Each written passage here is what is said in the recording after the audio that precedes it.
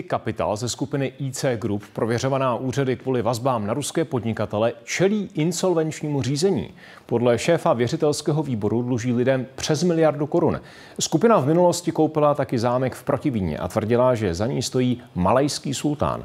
Soud už do firmy jmenoval předběžného správce. Barokní zámek v Protivíně. Do objektu měl investovat 0,5 miliardy korun fond údajného malajského sultána. Podle místních ale objekt stále chátrá.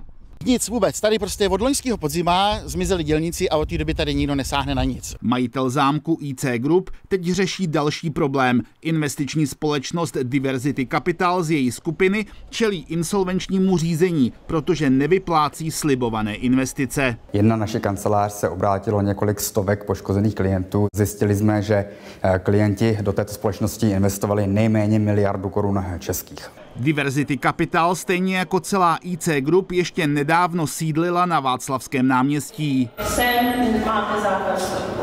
Zhruba před měsícem loga firmy z budovy i recepce zmizely. Co tam je teda nahoře? Není tam nic, je to tady bože prázdno. Diverzity Capital nezveřejňuje údaje o svém majetku a o svých závazcích, neplní své povinnosti vůči veřejným rejstříkům. Zakladatelem IC Group je moskevský podnikatel Hasan Kučakov. Ten se z firmy stáhl po invazi Ruska na Ukrajinu. Z orgánů ve stejnou dobu zmizel i rusko-tádžický biznismen Bahridin Nadžmudinov. Já a ani pan Kučakov jsme nikdy nebyli a nejsme ve vlastnické struktuře těchto společností. Zatím není jasné, kde nakonec skončily peníze investorů. Je zde důvodné podezření, že došlo ke spáchání trestného činu. ČT se pokouší získat informace u vedení firmy opakovaně. Veškeré informace vám poskytne tady paní Bohorská.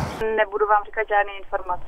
No ale to je dost zásadní tato věc. Já nebudu si s vámi povídat, nezlobte se. Děkuju, nashledanou. V písemném vyjádření pro soud Diverzity Capital napsala, že se v úpadku nenachází. Posun v celé kauze se očekává příští týden. Na pořadu je další jednání věřitelského výboru a soud by měl pak definitivně rozhodnout o tom, zda je insolvenční návrh na firmu oprávněný. Jiří Hynek, Česká televize.